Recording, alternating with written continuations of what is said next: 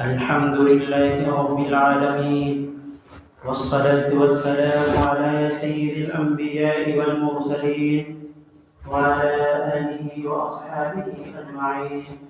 أما بعد، أعوذ بالله من الشيطان الرجيم. بسم الله الرحمن الرحيم. أفمن يخلق كمن لا يخلق أفلا تذكرون. صدق الله العظيم. قال النبي صلى الله عليه وسلم: لا ينبغي لبشر أن يسجد لبشر، أو كما قال عليه الصلاة والسلام. میرے محترم بزرگوں اور نوجوان دوستوں، آج دنیا میں مسلمانوں کے ایمان کو چھیننے کے لیے اور انہیں اسلام سے پھیرنے کے لیے طرح طرح کے ہتھ کنڈے اپنائے جاتے ہیں. کبھی جور اور ظلم کے ذریعے سے، کبھی تشدد اور ٹارچر کے ذریعے سے، تو کبھی مسلمانوں کے گھروں میں غلط نعرے گھسا کر کے، تو کبھی ان کی بہو بیٹیوں کو چھین کر کے، تو کبھی ان کی بیٹیوں کو گھر سے نکال کر کے، ہر طرح سے مسلمانوں کے ایمان کو چھیننے کی کوشش کی جا رہی ہے کہ یہ مسلمان دنیا سے کیوں نہیں مٹ رہا. اسے ہم جتنا مٹانے کی کوشش کرتے ہیں یہ اتنا ہی بڑھتے چلے جاتے ہیں. انہیں ہم چاہتے ہیں کہ یہ ختم ہو اور ہمارا راج ہو، ہمارے کفر کا راج ہو، لیکن یہ اسلام روز بروز بڑھتا جا رہا ہے. ان کے ماننے والوں کی تعداد روز بروز بڑھتی جا رہی ہے. ان کی نسلیں ایمان پہ مضبوط ہو رہی ہیں. تو راستے بدل کے، اپنا طریقہ کار بدل کے، دوسرے طریقے سے، دوسرے راستے سے اور دوسری طرف سے آ کر کے حملے کرنا شروع کر دیتے ہیں اور ہمارے ایمان کو چھیننے کی کوشش کرتے ہیں.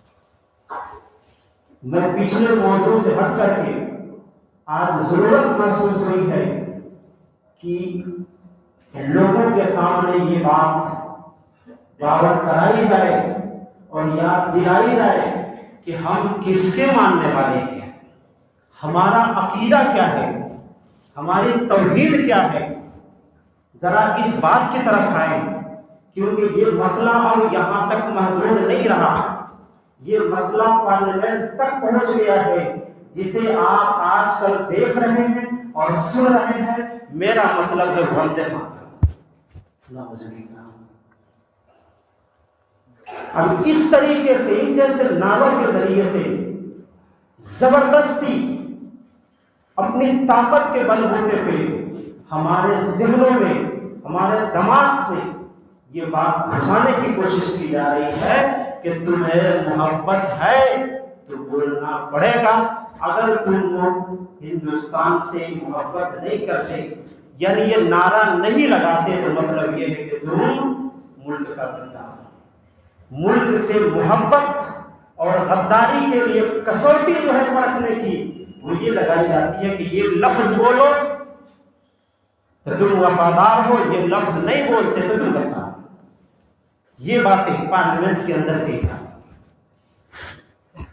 اس پہ گفتگو کرنے سے پہلے میں آپ کو بتاؤں کہ اسلام کی عقیدہ توحید جو ہے وہ بنیادی عقیدہ ہے.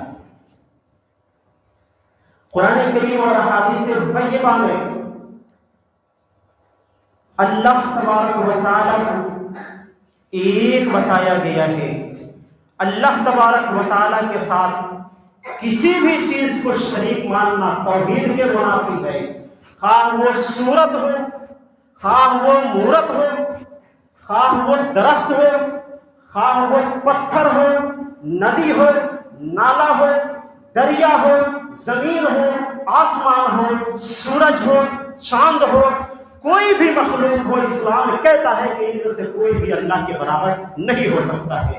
اللہ فرماتے ہیں افمن یخلق کمن لا یخلق افلا تذکرون، کہ بھلا بتاؤ تو صحیح، جو کسی چیز کو پیدا کرتا ہے اور وہ جو کسی کو پیدا نہیں کرتا، کیا دونوں برابر ہو سکتے ہیں؟ اتنی بھی سمجھ نہیں ہے۔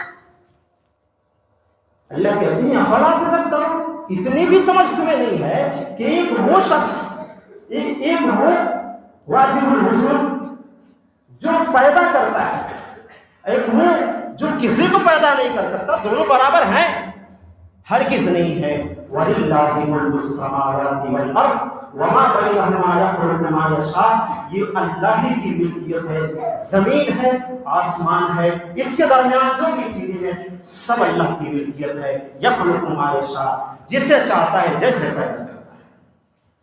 وَهُوَ عَلَى كُلِّ شَيْءٍ قَدِيرٌ، اللہ ہر چیز پر قادر ہے، اللہ ہر چیز پر قادر ہے۔ اللہ کہتے ہیں امن خلق السماوات والارض، بھلا بتاؤ تو صحیح، کون ہے جو زمین و آسمان کو پیدا کیا؟ کس نے؟ وانزل لكم من السماء ماء، کون ہے جس نے آسمان سے بارش برسائی؟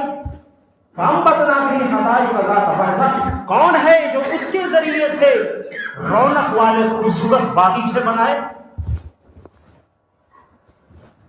ماں کان لکم ان تنبتوا الشجرہ، اللہ کہتے ہیں کیا تمہارے اندر اتنی طاقت تھی کہ تم انہیں پیدا کر سکو؟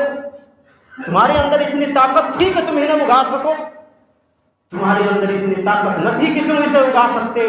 تو بتاؤ نہ بھلا اللہ مع اللہ، پھر بتاؤ تو صحیح، پھر کون ہے جو اللہ کے ساتھ شریک ہے؟ پھر اللہ کے ساتھ کوئی ہے، کوئی ایسی ذات جو یہ کام کرتی ہے؟ الہ مع اللہ، اللہ کے علاوہ دوسرا کوئی معبود نہیں ہے جو یہ کام کرتا ہو۔ تو پھر مان لو نا، جب کوئی شخص ہے ہی نہیں، کوئی ایسی ذات ہے ہی نہیں جو یہ چیزیں انجام دے سکتی ہے، تو پھر مان لو نا کہ خدا وہی ہوگا۔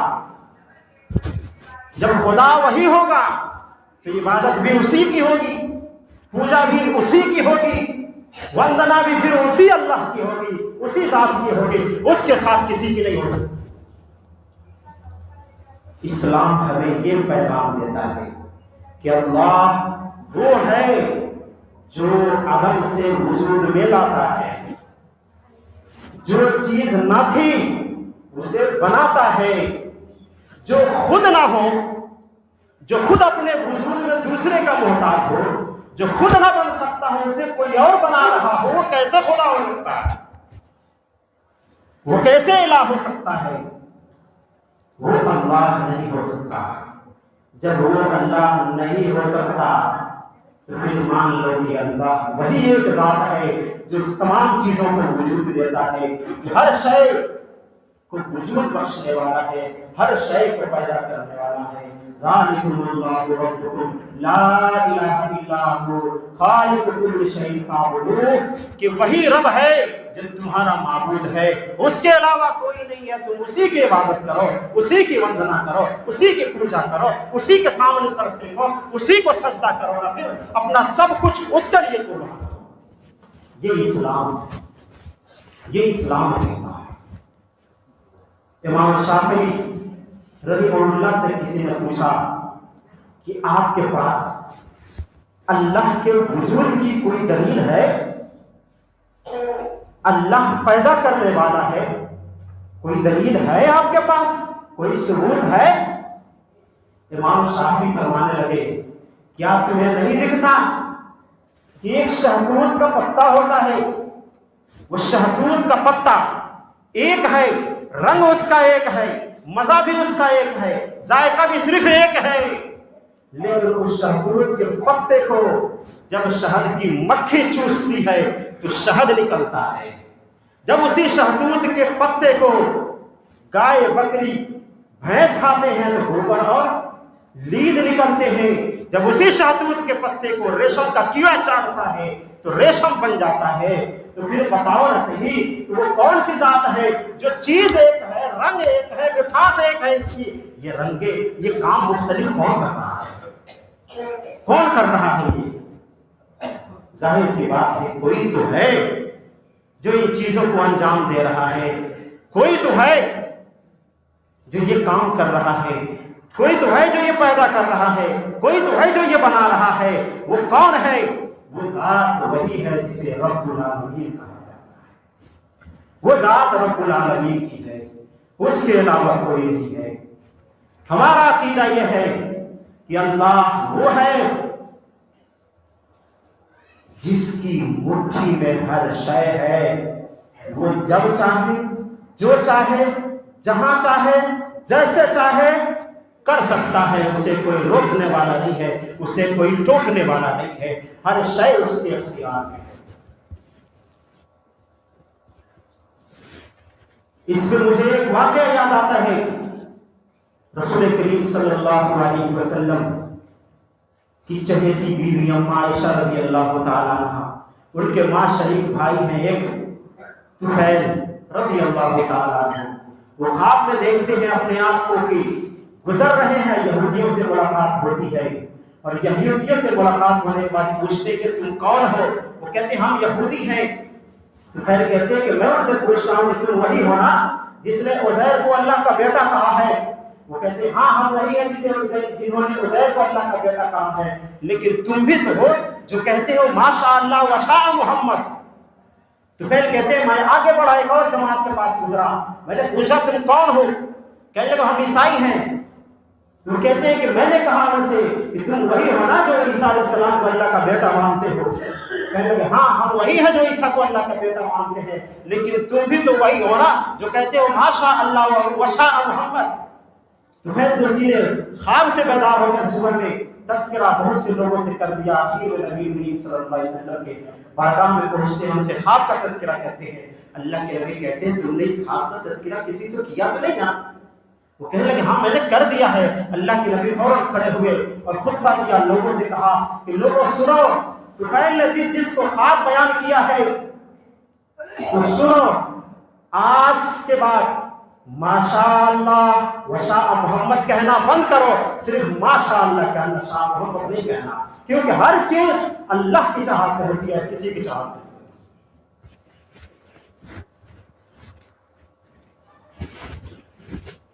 رسول اللہ صلی اللہ علیہ وسلم کا درجہ کیا ہے؟ بس اتنی سی بات ایک جملے میں کہ درجہ یہ ہے کہ وہ رب العالمین ہے اور یہ رحمت للعالمین، ایک لفظ ہے، وہ رب العالمین ہے، یہ رحمت للعالمین ہے، یہ وہ نہیں ہے اور وہ یہ نہیں ہے۔ جب محمد رسول اللہ صلی اللہ علیہ وسلم کی ذات اقدس وہ ہے جو کائنات میں اس سے بڑھ کے کوئی ذات نہیں ہے، ہم اسے خدا نہیں مان سکتے، اس کی عبادت نہیں کر سکتے، ان کی پوجا نہیں کر سکتے، ان کے سامنے سجدہ نہیں کر سکتے، تو اوروں کی کیسے ہو سکتی ہے؟ ایک سرکش اونٹ رسول اللہ صلی اللہ علیہ وسلم کی خدمت میں حاضر ہوتا ہے، سر ٹیک دیتا ہے، پاؤں میں سر کو گرا دیتا ہے اونٹ۔ صحابہ دیکھتے ہیں، کہتے ہیں کہ اللہ کے رسول صلی اللہ علیہ وسلم یہ اونٹ ہو کر کے، یہ انسان نہیں ہے، یہ جانور ہو کے آپ کو سجدہ کر رہا ہے، تو ہمیں تو چاہیے کہ ہم تو انسان ہیں، ہمیں تو چاہیے کہ آپ اور سجدہ کریں۔ وہ سجدہ عبادت والی سجدہ نہ تھی، وہ سجدہ میں تعظیم والا سجدہ سمجھ رہے تھے۔ اللہ کے نبی نے کہا کہ ایسا ہرگز نہ کرنا، کیونکہ سجدہ اسی ایک ذات کو کی جا سکتا ہے۔ محمد ہے، اللہ کے چہیتے ہیں، محبوب ہیں، محبوب رب العالمین ہے، سجدہ کرنے کی اجازت انہیں بھی نہیں ہے۔ ہم کسی اور کے سجدہ کیسے کر سکتے ہیں؟ کسی اور کی عبادت کیسے کر سکتے ہیں؟ یہ سجدہ، یہ سر، یہ ماتھا، یہ پیشانی کسی اور کے سامنے کیسے رکھ سکتے ہیں؟ ہرگز ہمارے لیے جائز نہیں ہے، قطعاً جائز نہیں ہے، حرام ہے۔ یہاں تک کہ ایسا لفظ استعمال کرنے سے بھی رسول اللہ صلی اللہ علیہ وسلم نے منع فرمایا، جس لفظ کے دو معنی بنتے ہو اسے بھی استعمال کرنے سے منع کیا۔ اللہ نے خود منع کیا، رسول اللہ نے بھی منع کیا۔ سب کو کھولوں گا تو وقت زیادہ لگے گا، بس رسول اللہ صلی اللہ علیہ وسلم والی بات سناتا ہوں۔ رب کے معنی دو ہوتے ہیں، ایک رب کے معنی وہ اللہ بھی ہوتا ہے عربی میں، ایک رب کا معنی آقا بھی ہوتا ہے۔ پہلے غلام اور آقا کا دور تھا نا، تو جو آقا ہوتا تھا رب اسے بھی کہتے ہیں، تو رب اسے بھی بولا جاتا ہے اور رب اللہ کو بھی بولا جاتا تھا۔ رسول اللہ صلی اللہ علیہ وسلم نے فرمایا کہ رب آقا کو نہ کہو، اسے آقا کہو، رب صرف اللہ کے لیے یہ لفظ استعمال ہوگا، یہ اس آقا کے لیے استعمال نہیں ہوگا جو تمہارا آقا ہے، جس کے غلام تم ہو، بلکہ یہ رب لفظ صرف اللہ کے لیے استعمال ہوگا، کیونکہ اس لفظ میں شرک کی ہوا تھی، اس آقا کہہ کر کے وہ آقا مراد لینا، وہ آقا بول کے یہ آقا مراد لینا، اس لفظ میں شبہ تھا، شک تھا، اس کے دو معنی تھے۔ رسول اللہ صلی اللہ علیہ وسلم نے بڑا فرما دیا کہ رب کا لفظ صرف اللہ کے لیے بولنا ہے، اس آقا کے لیے نہیں بولنا۔ عبد کے بھی دو معنی آتے ہیں، عبد کے معنی بندہ کے آتے ہیں، ایک بندہ وہ ہے جو اللہ کا ہے، ہم سب عربی میں عبد کہتے ہیں بندہ کو، اور ایک عبد وہ ہے جسے بندہ اس غلام کو کہا جاتا ہے۔ رسول اللہ صلی اللہ علیہ وسلم نے ارشاد فرمایا کہ آؤ سنو، اپنے غلام کو عبد کہہ کے مت بلایا کرو، کیونکہ اس عبد میں بھی اللہ کی طرف سے شرک کی بو آتی ہے کہ یہ عبد کا لفظ اللہ بول سکتا ہے کہ میرا غلام ہے، تم نہیں کہہ سکتے کہ یہ میرا عبد ہے، یہ لفظ نہیں بول سکتے۔ تو ایسا لفظ جس میں شرک کا شائبہ ہو، جس میں شک ہو، تردد ہو، شبہ ہو، ڈاؤٹ پیدا ہوتا ہو، ایسا لفظ رسول اللہ صلی اللہ علیہ وسلم نے منع فرمایا ہے استعمال کرنے کے لیے۔ تو بھلا ہم دوسرے کو بھی اس میں کیسے شریک کر سکتے ہیں؟ نہیں کر سکتے، اس لیے توحید خالص ہے، اللہ تبارک و تعالیٰ کے ساتھ کسی کو شریک نہیں کیا جا سکتا۔ رسول اللہ صلی اللہ علیہ وسلم سے پوچھا کہ اللہ کے رسول ذرا بتائیں بڑا گناہ کیا ہے؟ اللہ کے نبی فرمانے لگے سب سے بڑا گناہ یہ ہے کہ اللہ کے ساتھ تم کسی کو شریک ٹھہراؤ جبکہ اللہ نے تنہ تنہا تمہیں پیدا کیا ہے۔ حضرت معاذ بن جبل رضی اللہ تعالیٰ عنہ والی حدیث کو روک کے کھڑی کر دیتی ہے۔ اللہ کے رسول صلی اللہ علیہ وسلم فرماتے ہیں معاذ جانتے ہو کہ اللہ کا بندوں کے اوپر کیا حق ہے؟ پھر فرمانے لگے رسول اللہ صلی اللہ علیہ وسلم کہ اللہ کا بندوں کے اوپر حق یہ ہے کہ اللہ کے ساتھ کسی کو شریک نہ کرے، نہ اس کی ذات میں نہ اس کی صفات میں، کوئی شریک نہیں ہے۔ یہ ذات اور صفات کیا ہوتی ہیں؟ جب میں عقیدے کی بحث چھوڑوں گا انشاءاللہ، عقیدے کا بیان کروں گا لگاتار، تو اس میں آپ کو سمجھایا جائے کہ یہ چیزیں کیا ہوتی ہیں۔ ابھی فی الحال یہ بیچ میں آ پڑی تھی یہ باتیں، اس لیے آپ کے سامنے عرض کرنی ضروری تھی کہ اس میں میڈیا پہ دیکھ کر کے ہمارا ذہن کہیں خراب نہ ہو۔ میڈیا پہ آپ دیکھیں گے دو قسم کے لوگ ہیں، دو قسم کے جو دو معنوں میں سے ایک کا بیان کر کے چاہتے ہیں کہ ہم ان کے ساتھ مل جائیں اور ہم بدنام نہ ہوں اور ہمیں وفادار کہا جائے، اور دوسرے لوگ جو ہے وہ کہتے ہیں ہم ان کے ساتھ نہیں ہیں۔ توحید خالص اللہ کے لیے ہے، کسی اور کو شریک نہیں کر سکتے۔ وقت ہو گیا ہے، بس آخری پوائنٹ پہ گفتگو۔ جب قرآن کہتا ہے کہ اس کے ساتھ کوئی شریک نہیں ہے، رسول کہتے ہیں کہ یہاں تک کہ مجھے بھی سجدہ کرنا تمہارے لیے درست نہیں ہے، اللہ کو سجدہ کیا جائے گا۔ رسول فرماتے ہیں کہ ایسا لفظ بھی نہیں بول سکتے کہ جس میں شرک کا شائبہ ہے، جس سے شک پیدا ہوتا ہے، ایسا لفظ بھی تمہیں بولنے کی اجازت نہیں ہے۔ تو اب وندے ماترم بولنا ہمارے لیے کیسے جائز ہوگا؟ تقریباً 1886 کی بات ہے، رابندر ناتھ ٹیگور نے کلکتہ کے اجلاس میں یہ انگریزوں کے لیے یہ گیت گایا، آپ اٹھا کے دیکھیں۔ اور 1998 میں یو پی کے اندر یہ حکم نامہ جاری ہوتا ہے کہ جو بھی اسکول اور کالج حکومت کے انڈر میں ہیں اس میں یہ گیت گانے پڑیں گے اور ہندوستان کی تصویر پہ مالا چڑھانا پڑے گا۔ تو اس کے خلاف جمعیت علماء ہند نے اور مسلم تنظیموں نے آواز اٹھائی تھی اور سرکار کو یہ واپس لینا پڑا تھا یہ حکم نامہ۔ آج یہ پھر مدعا اٹھا، آج پھر یہ مدعا اٹھا ہے۔ وندے ماترم کا کیا معنی ہے؟ وندے کا معنی احترام کے آتے ہیں، قابل احترام، عزت، اور وندے کے معنی پوجا کے دو معنی ہے اس کا بھی۔ اس لیے میڈیا پہ دیکھیں گے کوئی کہتا ہے کہ احترام کے معنی ہے، اس کا احترام کرنے میں کیا جاتا ہے؟ آپ نے سنا ہوگا، ہم نے بھی سنا ہے۔ اور دوسرے وہ جو ہمارے مخالف ہیں وہ اس کا معنی وہ مراد نہیں لیتے جو احترام کے ہیں، وہ معنی تو پوجا کی مراد لیتے ہیں نا۔ اگر ہم بھی وہی بولے وہ بھی وہی بولے تو معنی تو ایک ہی مل جاتا ہے۔ وندے کا معنی پوجا کے ہیں، ماں جو ہوتی ہے تب تیری، وندے ماترم ماں میں تیری پوجا کرتا ہوں، اللہ کہتے ہیں بتاؤ کوئی میرے علاوہ کوئی اللہ ہے، کوئی الہ ہے، کوئی پوجا کے لائق ہے؟ اللہ کہتے ہیں کوئی نہیں ہے، میں ہوں اکیلا۔ رسول فرماتے کہ میں بھی نہیں، اللہ وہی ہے پوجا کے لائق، وندنا کے لائق وہی ہے، عبادت کے لائق وہی ہے۔ میں محمد ہو کے اللہ کا چہیتا اور محبوب ہو کر کے میں بھی نہیں ہوں۔ اللہ کے نبی فرماتے ہیں ایسا لفظ بھی نہ بولو جس میں دو معنی ہو، پھر ہمارے لیے وندے ماترم بولنا کیسے درست ہو سکتا ہے؟ کیسے ہو سکتا ہے؟ اس لیے اپنے بچوں کو سکھائیں۔ وہ اسکولوں میں جاتے ہیں، یہاں تو سرکاری اسکول جو ہے وہ ٹھیک ہے، مسلمان بھی اسکول چلاتے ہیں، ایسی بات نہیں ہے۔ ہمارے یہاں غیروں کے اسکول ہے، سرکاری اسکول ہے، بڑے پیمانے پہ ہے، وہاں یہ دوڑایا جاتا ہے۔ اس لیے میں کوشش کروں گا کہ وہاں بھی محنت کروں، لیکن پہلے یہاں ضروری ہے کہ ہم اپنے بچوں کو یہ بات سمجھائیں اور یہ لفظ بولنے سے روکیں، ہرگز ہم زبان میں نہ لائیں لفظ۔ اور رہی بات زبردستی کروانے کی، تو آرٹیکل 25 آرٹیکل 25 میں کیا ہے؟ ہر شخص کو اپنے مذہب پہ چلنے کی آزادی، ہمیں آزادی ہے، ہمیں کوئی نہیں کہلوا سکتا۔ 19 میں بولنے کی اجازت ہے، ہر شخص کو بولنے کی اجازت ہے، ہمیں جو جی کرے گا وہ بولیں گے، جو نہیں جی کرے گا وہ نہیں بولیں گے، بات ختم ہے۔ اس لیے ہمیں یہ بات سمجھنی چاہیے کہ اللہ تبارک و تعالیٰ کے علاوہ کسی کی عبادت نہیں کی جا سکتی ہے، اس کے ساتھ کسی کو شریک نہیں کیا جا سکتا ہے، وہی وحدہ لا شریک ہے، وہ اکیلا ہے، وہ یگانہ ہے، وہ یکتا ہے، اس کے ساتھ کسی کو شریک نہیں کر سکتے۔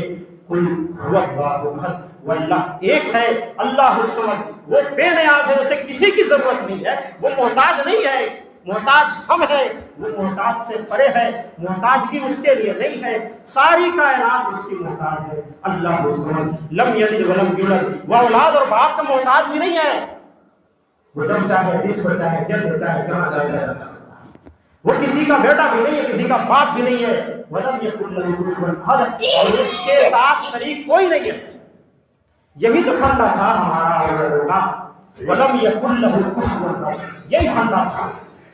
ان کا کہنا یہ تھا کہ اللہ تو وہی ایک ہے، لیکن اس نے دوسرے معبودوں کو بھی اختیارات دے رکھے ہیں، اس لیے ہم ان کی پوجا کر کے ان کو خوش کرتے ہیں تاکہ یہ ہمیں دے، یہ ہمیں دے، ہم نہیں دیتے، ہر الگ الگ ہے۔ ہاں جو لوہا کا کام کرتا ہے نا اس کے لیے دوسرا ہے، اب جانتا ہے میں کیا کہہ رہا ہوں۔ اور جو پیسے کے پیچھے بھاگتا ہے اس کے لیے الگ ہو رہا ہے۔ میں آپ سمجھ میں کہہ رہا ہوں لکشمی بھائی کہہ رہا ہوں، لکشمی دیوی پیسے والے اسی لوہا والے